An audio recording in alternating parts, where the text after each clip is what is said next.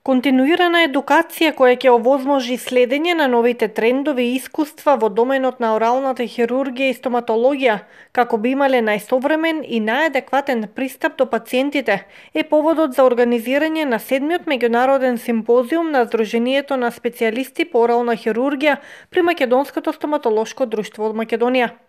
Над 250 специјалисти по орална хирургија и протетика, како и општи стоматолози, имаа можност да се запознаат и да ги научат најновите техники и методи од страна на германски предавачи, како и од предавачи од Факултетот за стоматологија од Белград и од професори од различни катедри при Стоматолошкиот факултет од Скопје. Тематиката на секој наш научен симпозиум е различна и е согласно со потребите и желбите на членството на Сдруженијето. Овој настан денеска има главна тематика обработка на предпротетската хирургија како основна тема, предимплантацијската припрема на пациенти. Проблематиката е многу интересна, применлива.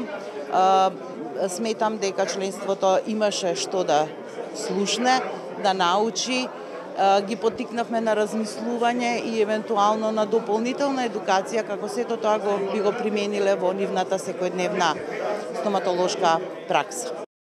На тема предпротетска хирургија, како дел од многуте теми застапени на симпозиумот, беше презентиран и клинички случај од хируршки протетски аспект во целост завршен. Физиолошката резорбција на алвеоларната коска е непредвидлива категорија, не точно знаеме колку изнесува.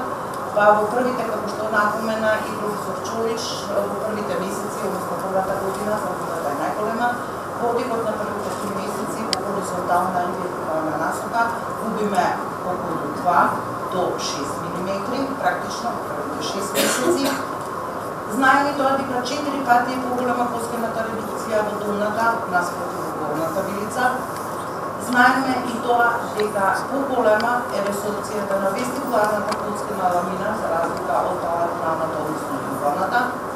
А познато е добро дека без вестибуларна коскена ламина не можеме да очекуваме ниту функционални, ниту естетски резултати кај пациенти, посебно кои сакани за имплантна терапија.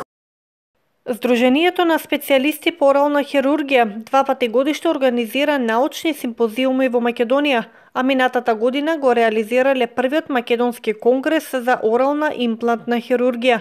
При организирање на ваквите настани, тие се придружувани од веледрогериите од земјава, кои што се увозници на имплантни системи, односно на сите материјали и инструменти кои што ги користат во пракса.